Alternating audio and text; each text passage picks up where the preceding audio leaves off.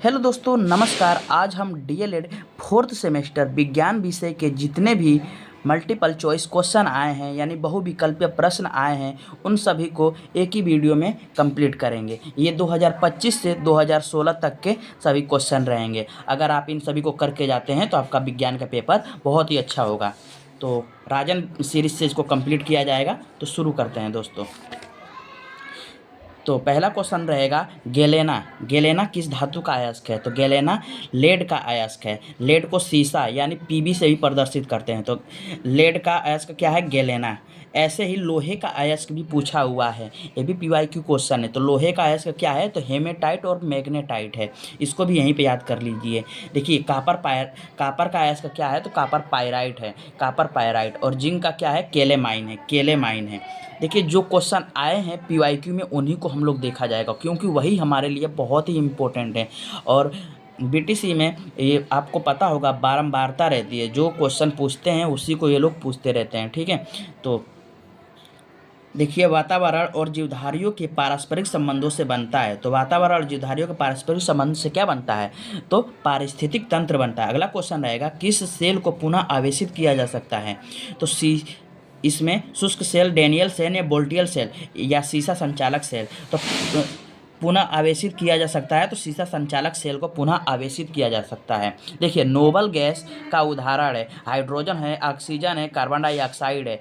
तो देखिए यहाँ पर जो आवर्त सारणी होती है उसमें 18वां ब्लॉक का समूह जो होता है उसमें रेडान गैस, जो गैसेस आती हैं अक्रिय गैसें कहते हैं उनको, तो उसमें रेडान गैस ये नोबल गैसेस का उदाहरण है। ठीक है, इसको याद कर लेंगे। देखिए और नीचे क्वेश्चन आए हैं आसान आसान है लेकिन ये हमारे लिए उपयोगी नहीं है, तो इसको हम लोग करेंगे नहीं। जैसे सर्वाहारी जंतु किस प्रकार का भोजन ग्रहण करते हैं? आपको ही पता है, मांसाहारी और शाकाहारी दोनों प्रकार के करेंगे। कापर पायराइट का ऊपर देख ही लिया है, कापर का क्या होता है? Copper pyrite. देखिए आगे देखा जाएगा, जो क्वेश्चन आया है उसको देखना है दोस्तों, क्योंकि हमारे लिए वही उपयोगी है। और समय की बचत करिए, क्योंकि एक दिन में 3 पेपर 2 पेपर देना है। ठीक है, तो इसको देखिए बार बार रिवीजन करना है। तो विद्युत धारा मापने का यंत्र है। विद्युत धारा मापने का यंत्र क्या है? अमीटर। अमीटर। देखिए विभवांतर मापने का यंत्र क्या होता है? तो वोल्ट मीटर होता है, वोल्ट मीटर। विद्युत धारा मापने का यंत्र अमीटर, विभवांतर का वोल्ट मीटर, वोल्ट मीटर। देखिए अम्ल वर्षा का प्रमुख कारण क्या है? तो अम्ल वर्षा का प्रमुख कारण क्या है? वायु प्रदूषण। वायु में इतनी सारी गैसें हो गई हैं जिससे अम्ल वर्षा बढ़ जाती है जब वर्षा होती है। तो देखिए प्राकृतिक वरण द्वारा जातियों का उद्भव नामक पुस्तक के लेखक कौन है? प्राकृतिक वरण द्वारा जातियों का उद्भव नामक पुस्तक के लेखक लैमार्क हैं, लैमार्क। देखिए विश्व एड्स दिवस मनाया जाता है, तो विश्व एड्स दिवस 1 दिसंबर को मनाया जाता है। विश्व एड्स दिवस कब मनाया जाता है? तो 1 दिसंबर को मनाया जाता है। देखिए विद्युत धारा का मात्रक है, ये पीवाईक्यू क्वेश्चन है। देखिए विद्युत धारा का मात्रक है एम्पियर। एम्पियर दिया होगा तो एम्पियर मारिएगा, और नहीं तो कूलाम प्रति सेकेंड आंसर में दिया होगा तो उसको कर दीजिएगा। इसका विद्युत धारा I = Q/T, यानी Q का कूलाम और बटे और सेकेंड, या एम्पियर होगा तो एम्पियर मार दीजिए, कूलाम सेकेंड होगा तो ये मार दीजिएगा। देखिए चुंबकीय पदार्थ नहीं है, तो चुंबकीय पदार्थ कौन सा नहीं है वही सही आंसर होगा। तो निकिल, लोहा और कोबाल्ट ये इसी के होते हैं, और सोना इसमें से चुंबकीय पदार्थ नहीं है, अचुंबकीय पदार्थ है। तो सोना क्या है? अचुंबकीय पदार्थ है। देखिए अचुंबकीय पदार्थ नहीं है, इसमें क्वेश्चन ने पूछा अचुंबकीय पदार्थ, अचुंबकीय पदार्थ तो सोना नहीं है। और ये सब क्या है? चुंबकीय। चुंबक को पास ले जाने में ये तीनों चिपक जाएंगे, निकिल भी, लोहा भी और कोबाल्ट भी। देखिए डोलोमाइट किसका अयस्क है? तो डोलोमाइट मैग्नीशियम का अयस्क है, Mg से प्रदर्शित करते हैं मैग्नीशियम। देखिए और भी सबके अयस्क देख लेते हैं। पीछे हमने अयस्क और देखे थे, और तो यहाँ पे 3-4 अयस्क हैं, इनको भी देख लीजिए। देखिए पारा को किससे प्रदर्शित करते हैं? तो Hg से प्रदर्शित करते हैं, Hg से। और इसका अयस्क क्या है? सीने बार। ये पूछा हुआ क्वेश्चन है तो इसको याद कर लीजिएगा, सीने बार। और डोलोमाइट का मैग्नीशियम, इसको भी देख लीजिए, मैग्नीशियम। आगे देखते हैं दोस्तों, कांच की छड़ को रेशम से रगड़ने पर छड़ में आवेश आ जाता है। कांच की अगर छड़ को रेशम पर रगड़ें तो उसमें कौन सा आवेश आएगा?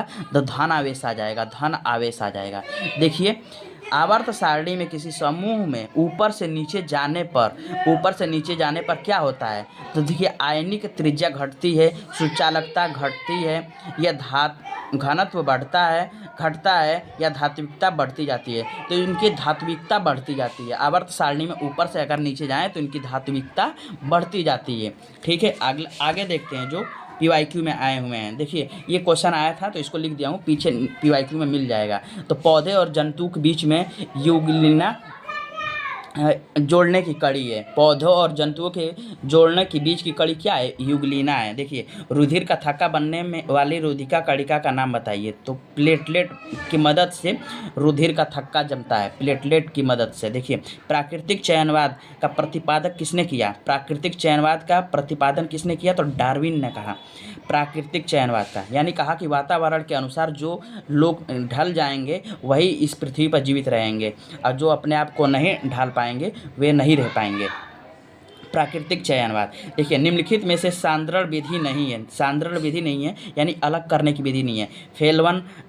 प्लवन विधि, फेन प्लवन विधि, चुंबकीय पृथक्करण विधि, गुरुत्वीय विधि, यानी कि किसी चीज़ को छांटने की विधि। चुंबक पृथक्करण यानी कि चुंबक को पास में ले जाएंगे तो चुंबक से जो लोहा वह चिपक जाएगा चुंबक में और अशुद्धियाँ बाहर हट जाएंगी। देख गुरुत्वीय विधि जो भारी चीज़ें हैं, अगर किसी चीज़ को सूप में रखकर फटक दिया जाए तो भारी चीज़ें वहीं पर रह जाएंगी और जो हल्की चीज़ें रहेंगी दूर हट जाती हैं। तो और निष्पादन विधि इसमें नहीं आएगा। ठीक है, अगला क्वेश्चन रहेगा दोस्तों, शुष्क सेल किस पदार्थ की छड़ को एनोड कार्य करती है? तो कार्बन का। ठीक है, अगला क्वेश्चन रहेगा, निम्नलिखित में से डिस्ट धारा का प्रयोग करते हैं। डिस्ट धारा यानी डीसी करंट। डीसी करंट किस में उपयोग होता है? तो इसमें पंखा, टीवी, कूलर या टॉर्च। तो टॉर्च में देखिए इसमें करंट को सेल से उपयोग किया जा रहा है। पंखा में डायरेक्ट किया जाता है, टीवी में भी डायरेक्ट और कूलर में भी डायरेक्ट जाता है। अरे एसी करंट कार्य करता है इन सब में। एसी पंखा में, टीवी में और कूलर में एसी, और इसमें टॉर्च में क्या है? तो डीसी करंट, डीसी करंट। देखिए पौधों और जंतुओं के बीच की कड़ी क्या है? यूग्लिना। ऊपर हमने यहाँ पे देखा था ना यूग्लिना, तो उनके बीच की कड़ी क्या है? तो यूग्लिना। देखिए चुंबकीय पदार्थ है, चुंबकीय पदार्थ है, बहुत आसान क्वेश्चन है। लोहा है, तांबा है, पीतल है या रबड़ है? तो चुंबकीय पदार्थ कौन सा होगा? तो चुम्बक से जो सट जाए तो लोहा सट जाएगा, तो यही इसका सही आंसर होगा। देखिए लाल रक्त कणिकाओं का निर्माण होता है, यानी आरबीसी का निर्माण कहाँ होता है? तो अस्थि मज्जा में होता है। कहाँ पे होता है? अस्थि मज्जा में। देखिए विद्युत बल्ब में तंतु किस धातु का बना होता है? विद्युत बल्ब में तंतु टंगस्टन का बना होता है। किसका बना होता है दोस्तों? टंगस्टन का बना होता है। देखिए हेमेटाइट किसका अयस्क है? आगे क्वेश्चन कर चुके हैं। हेमेटाइट लोहे का अयस्क है, लोहे का अयस्क है।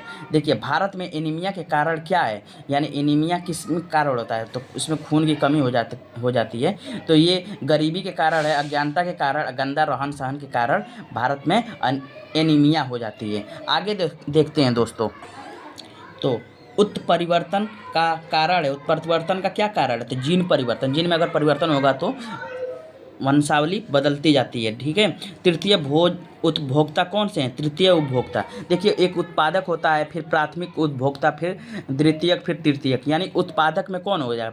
जैसे हरी घासें हो गई, हरी घासों को कौन खाएगा? तो चूहा खा लेगा। चूहा को कौन खा लेगा? चूहे को खा लेगा। मान लीजिए सांप खा लिया, सांप को कौन खाया है? तो सांप को बाज खा लिया। तो उत्पादक प्रथम, द्वितीय और ये तृतीय हो गया। तो तृतीय उपभोक्ता कौन हो गया इसमें? तो बांझ हो गया। देखिए उपधातु कौन सा है इसमें? तो उपधातु आर्सेनिक है, आर्सेनिक।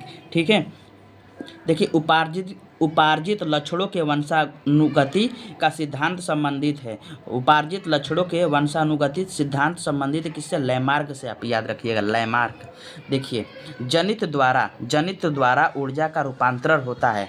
तो जनित द्वारा ऊर्जा का रूपांतरण कहाँ होता है? यांत्रिक ऊर्जा का विद्युत ऊर्जा में। जनित द्वारा ऊर्जा का रूपांतरण होता है यांत्रिक ऊर्जा से विद्युत ऊर्जा में। देखिए सीने बार किसका अयस्क है? तो पारा को किससे प्रदर्शित करते हैं? Hg से। आया है 2021 में क्वेश्चन, आगे भी करवाया था दोस्तों। सीने बार किसका अयस्क है? Hg का।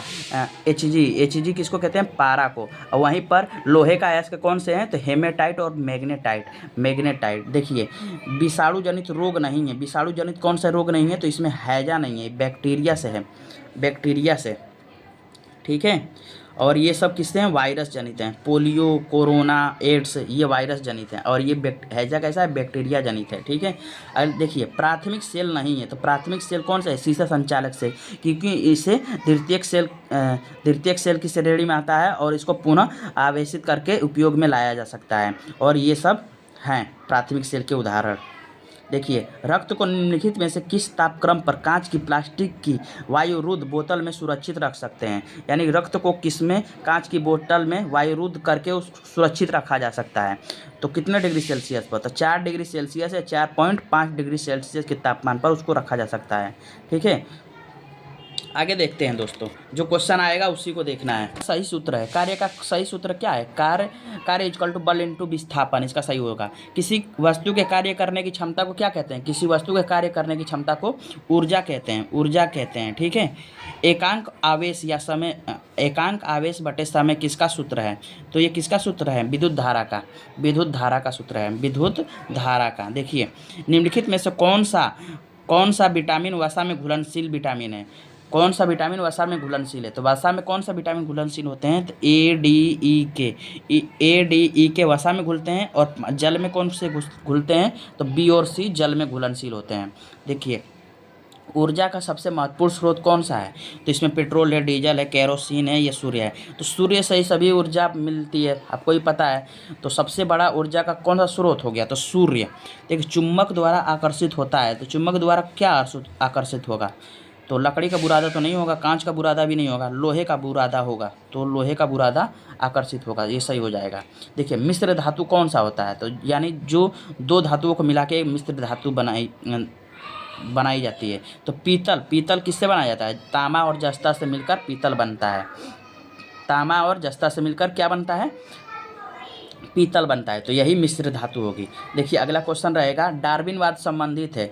डार्विनवाद किससे संबंधित है? योग्यतम की उत्तरजीविता वातावरण के अनुसार। ऊपर हमने देखा था कि जो संघर्ष करेगा वही यहाँ पे जीवित रहेगा। योग्यतम की उत्तरजीविता। और डार्विनवाद में इसी का अर्थ है वातावरण के अनुसार आपको रहना पड़ेगा। तो देखिए रक्त के थक्का बनने की प्रक्रिया धीमी हो जाती है। कब होती है? अगर रक्त के थक्का जमने की प्रक्रिया कब धीमी हो जाती है? अगर हीमोफीलिया अगर रोग हो जाता है तो इसमें रक्त के थक्का बनने की प्रक्रिया धीमी हो जाती है, यानी कट जाता है तो घाव जल्दी से भरता नहीं है। देखिए अगला क्वेश्चन रहेगा, एलिसा परीक्षण है।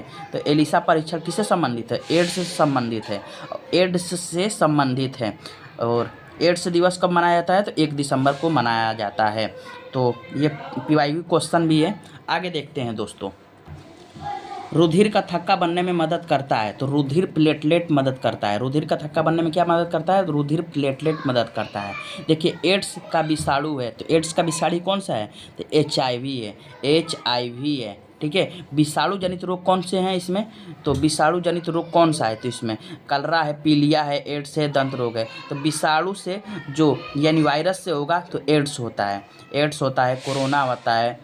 देखिए जीवाणु जनित यानी बैक्टीरिया से कौन कौन से रोग होते हैं? कलरा, पीलिया, ऐसे रोग जीवाणु जनित होते हैं। आगे देखेंगे दोस्तों, रुधिर के भाग हैं। रुधिर का भाग कौन सा है? प्लाज्मा है, रुधिराणु है, या और कौन सा होता है? प्लेटलेट होता है। तो रुधिर के 3 भाग होते हैं, प्लाज्मा, रुधिराणु। तो इसमें ये दो दिया है तो यही इसका 2 सही हो जाएगा। ये और बा दोनों सही हो जाएगा। तो ऑक्सीजन वाहक होता है। तो ऑक्सीजन किसका वाहक होता है? तो ऑक्सीजन में हीमोग्लोबिन रहता है, तो ही इसका सही आंसर हो जाएगा। ऑक्सीजन किसका वाहक है? ऑक्सीजन हीमोग्लोबिन युक्त ऑक्सीजन होता है। ठीक है। पोटेशियम का संकेतक क्या होता है? तो पोटेशियम का संकेतक होता है के से इसको प्रदर्शित करते हैं, के से प्रदर्शित करते हैं। देखिए अम्ल वर्षा में उपस्थित अम्ल है, अम्ल वर्षा में उपस्थित अम्ल है। तो नाइट्रिक अम्ल और सल्फ्यूरिक अम्ल, यही इसका सही होगा। अम्ल वर्षा में उपस्थित अम्ल कौन सा होता है? तो नाइट्रिक अम्ल और सल्फ्यूरिक अम्ल। देखिए भोपाल गैस त्रासदी कब हुई थी? तो भोपाल गैस त्रासदी 1984 में हुई थी। 1984 में भोपाल में हुई थी। इसमें मिथाइल आइसोसाइनाइड केमिकल बिखर गया था यहाँ, और बहुत सारे लोगों की मृत्यु हुई थी 1984 में भोपाल में। मिथाइल आइसोसाइनाइड गैस का बिखरा हुआ था। ठीक है। आगे देखिए, ताजमहल के दिन प्रतिदिन भद्दा होने का कारण क्या है? तो यहाँ पे अम्ल वर्षा है। और अम्ल वर्षा में कौन सी गैसें होती हैं? तो नाइट्रिक अम्ल और सल्फ्यूरिक अम्ल। देखिए, ग्रीन हाउस गैसेस कौन सी होती हैं? तो green house gases methane, carbon dioxide और नाइट्रस ऑक्साइड होती हैं। ठीक है, इसका सही आंसर यही होगा। आगे देखते हैं। देखिए, अगला क्वेश्चन रहेगा, उत्पादक है। उत्पादक कौन से हैं? तो यहाँ पे जो जहाँ से उत्पत्ति होगी यानी हरे पौधे होंगे, तो हरे पौधे उत्पादक की श्रेणी में आएंगे। यहाँ पे पूछा द्वितीय उपभोक्ता, तो द्वितीय उपभोक्ता में मेढक है, हिरण है, शेर है, इनमें से कोई नहीं है। तो देखिए, पहले उत्पादक पे हरे पौधे आ जाएंगे। हरे पौधे के बाद क्या है? कीड़े मकोड़े। कीड़े मकोड़े के बाद क्या आ सकता है? तो मेढक आ सकता है। मेढक के बाद शेर आ सकता है। तो द्वितीय उपभोक्ता कौन सा हो जाएगा? तो मेढक हो जाएगा इसमें द्वितीय उपभोक्ता। देखिए, कोशिकाओं के समूह को क्या कहते हैं? तो कोशिकाओं के समूह को उत्तक कहते हैं, और उत्तकों के समूह को क्या कहते हैं? अंग कहते हैं। ठीक है, तो यहाँ पे सही आंसर क्या हो जाएगा? उत्तक। ठीक है, प्रतिरोध का मात्रक होता है, तो प्रतिरोध का मात्रक क्या होता है? तो प्रतिरोध का मात्रक ओम होता है, ओम होता है। दोस्तों, ऐसे ही करके हमने जितने भी PYQ क्वेश्चन आए थे उन सभी को सोल्व कर लिया है। तो अगर इन सबको आप कंप्लीट करके जाते हैं तो आपका पेपर बहुत ही अच्छा होगा। देखिए, इन सबको याद कर लीजिए, ये भी पूछ सकता है, इसी में से है, और ये थोड़ा सा कठिन है तो इसको यहाँ पे मैं लिख दिया हूँ, तो इसको भी देख लीजिए। देखिए, प्राकृतिक वर्ण द्वारा जातियों का उद्भव होता है, किसने? लेमार्क के अनुसार। प्राकृतिक वर्ण द्वारा जातियों का उद्भव होता है लेमार्क के अनुसार। देखिए, हीमोफीलिया आया था ना, तो हीमोफीलिया क्या है? रक्त का थक्का नहीं बनता है, यानी क्लोटिंग नहीं बनता है, क्लोटिंग नहीं बनता है। देखो, थैलेसीमिया क्या है? थैलेसीमिया, शरीर में हीमोग्लोबिन कम बनता है, खून की कमी हो जाती है, इससे एनीमिया रोग हो जाता है, और रोगी को बार बार रक्त चढ़वाने की आवश्यकता पड़ती है। ठीक है, थैलेसीमिया में। और इसमें क्या है? रक्त का थक्का नहीं बन रहा है। देखिए, एलिसा परीक्षण भी देखा था, 1 दिसंबर को एड्स दिवस मनाया जाता है, तो एड्स से संबंधित है। देखिए, हाइपरग्लाइसीमिया में क्या होता है? डायबिटीज़ हो जाता है, यानी शुगर हो जाता है, और इसमें BP बढ़ जाती है। ठीक है, रक्त शर्करा में शुगर की सामान्य से अधिक मात्रा हो जाती है। और एक और रोग होता है, ये हाइपोग्लाइसीमिया, इसको हमने देखा है। हाइपरग्लाइसीमिया, ये होता है हाइपरग्लाइसीमिया। हाइपरग्लाइसीमिया में क्या होता है? रक्त में शुगर का स्तर सामान्य से कम हो जाता है, और BP भी कभी कम होती है, कभी ज़्यादा हो जाती है, अचानक से बढ़ जाती है। तो हाइपरग्लाइसीमिया में हाइपोग्लाइसीमिया, हाइपो और हाइपर याद रखिएगा। हाइपर पूछेगा तो हाइपो पूछेगा तो हाइपर पूछेगा तो BP बढ़ रहा है और डायबिटीज़ हो जा रहा है, और हाइपर में BP कम हो जा रहा है और अचानक से बढ़ रहा है। तो दोस्तों, ऐसे ही करके हमने जितने भी 4th सेमेस्टर में PYQ 2025 से लेकर 2016 तक जितने भी क्वेश्चन आए हैं उन सभी को कंप्लीट कर लिए हैं। अगर आप इतना बस करके जाते हैं तो आपका DLED विज्ञान का पेपर 4th सेमेस्टर का बहुत अच्छा होगा। दोस्तों, मिलते हैं ऐसी किसी इंफॉर्मेटिव वीडियो में। अगर वीडियो अच्छी लगी है तो शेयर करें, लाइक करें और सब्सक्राइब करें। जय हिंद दोस्तों।